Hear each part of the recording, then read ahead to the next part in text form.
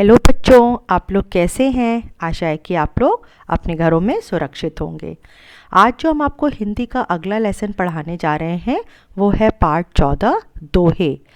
दोहे जो हमारे होते हैं, ज़्यादातर हमारे दोहे दो दो पंक्तियों के होते हैं और ये हमें जीवन की बहुत सारी चीज़ों के बारे में बताते हैं। जैसे दो पंक्तियों के दोहे जीवन के सार को अपने में समाये रहते हैं।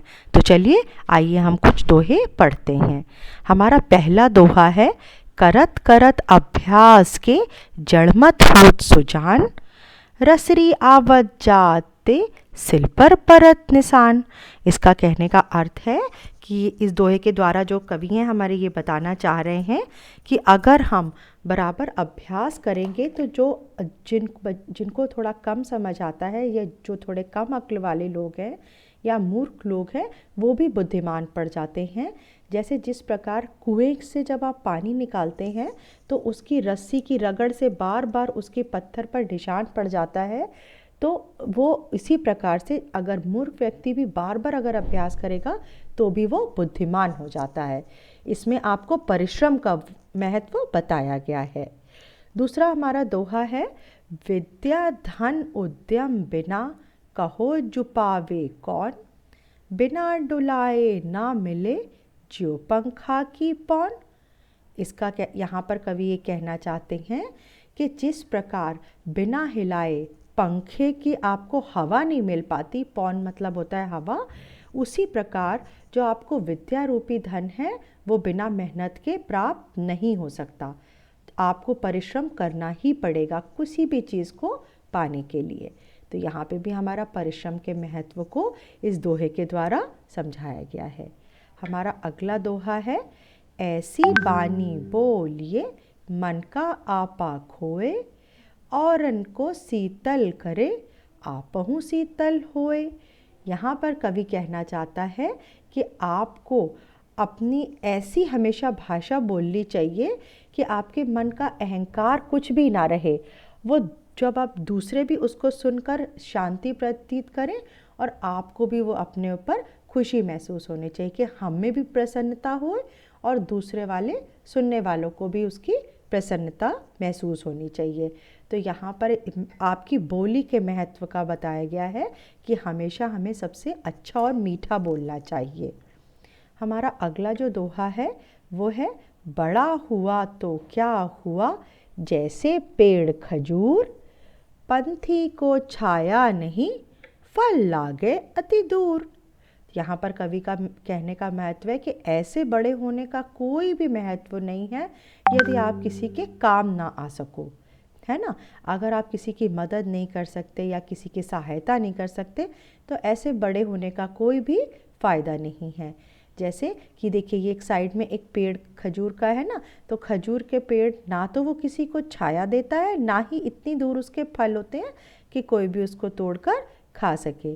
तो यहाँ पर है ना, ये पंथी को छाया नहीं और फल भी बहुत दूर लगते हैं। तो ऐसे बड़े होने का कोई महत्व नहीं है। इसलिए हमें ऐसा काम करना चाहिए जो हमेशा दूसरों की भलाई के लिए होगा। ठीक है। अब हमारा जो नेक्स्ट हमारा दोहा है वो है, काल करे सो आज कर, आज करे सो अब, पल में परलय होएगी बहुरी करेगा कब। मतलब कि हमें अपना काम टालना नहीं चाहिए कभी भी। बहुत सारे बच्चों की या लोगों की आदत होती है, अच्छा आज ही काम मिला हम उसको कल कर लेंगे। ऐसा नहीं है, आपको अपना काम आज ही करना है। आपने जो कल बोला है वो आपको आज ही करना है, बल्कि अभी करना है, क्योंकि हो सकता है हमें पता नहीं है कि अगले पल में क्या हो जाए और हमें उस काम को करने का मौका मिले या ना मिले। फिर हमारा काम देर हो जाती है, फिर हमें हर चीज़ को काम को, और बहुत सारा काम हमारे ऊपर आता रहता है कि अच्छा अभी हमने कल का भी काम नहीं किया, लो आज का और आ गया। इसीलिए अपना काम कभी भी टालना नहीं चाहिए। इसमें समय के महत्व को बताया गया है कि अपना समय कभी नहीं व्यर्थ करना चाहिए, हमेशा समय का सदुपयोग करना चाहिए।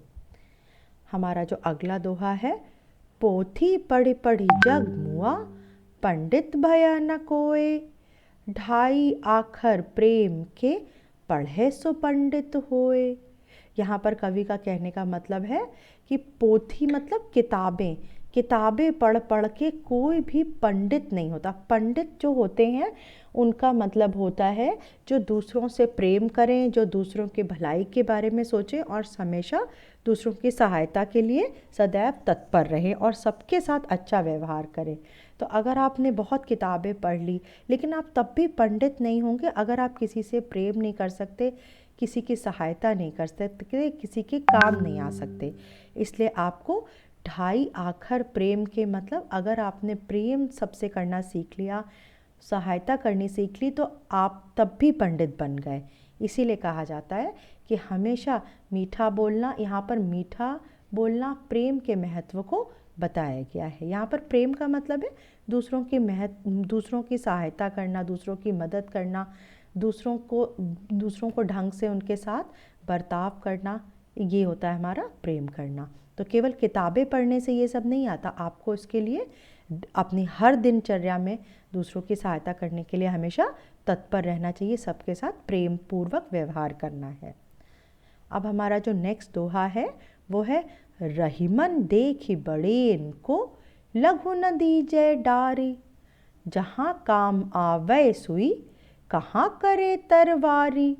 यहाँ पर रहीम दास जी हमारे एक बहुत बड़े कवि हैं, उनके द्वारा लिखा गया ये दोहा कि वो बहुत सारे लोग ऐसा करते हैं कि सोचते हैं जो बड़ा है उसी का महत्व है। ऐसा नहीं होता, हर किसी का इस जग में हर किसी का कुछ ना कुछ महत्व होता ही है। ठीक है, तो अगर आपने किसी बड़े को देखा तो हमें लगा अरे ये तो बहुत अच्छा है, ये तो बड़ा है, तो उसको ही हमने सोचा ये ज़्यादा अच्छा है। ऐसा नहीं है, हर किसी का अपना अपना महत्व है। तो आपको ये करना है कि हमें बड़ों को देखकर छोटों की अवहेलना नहीं करनी चाहिए। लघु न दीजिए डार, ये नहीं कि आपने उनको अवॉइड कर दिया या आप उनको कुछ समझ ही नहीं रहे हैं, क्योंकि जहाँ पर सुई काम आ सकती है वहाँ पर तलवार काम नहीं आ सकती है ना। तलवार भी लोहे की बनती है और सुई भी लोहे की, लेकिन जो काम तलवार का अलग है और सुई का काम अलग है। तो इसीलिए हर किसी को हमें महत्व देना चाहिए, चाहे वो बड़ा हो या छोटा हो। ठीक है, फिर आगे आया है हमारा, यो रहीम सुख होत है पर उपकारी के संग, बाटन वारे को लगे जो मेहंदी को रंग। रहीमदास जी कहते हैं कि जो उपकार करते हैं, जो दूसरे लोगों की मदद करते हैं, अगर हम भी वैसे ही करने लगेंगे तो हम भी उपकारी बन जाएंगे।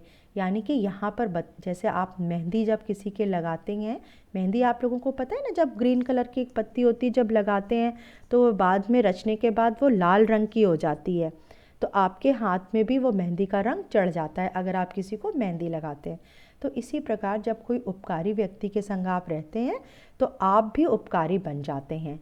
यहाँ पर अच्छे लोगों के साथ रहने का महत्व बताया गया कि हमें अपना जो साथी बनाने चाहिए, जो हमें जिनके साथ रहना चाहिए या जिनको दोस्त बनाना चाहिए, वो सदैव अच्छे होने चाहिए। अगर आप खराब की संगत में रहेंगे तो आपके ऊपर भी धीरे धीरे उसका असर आने लगेगा।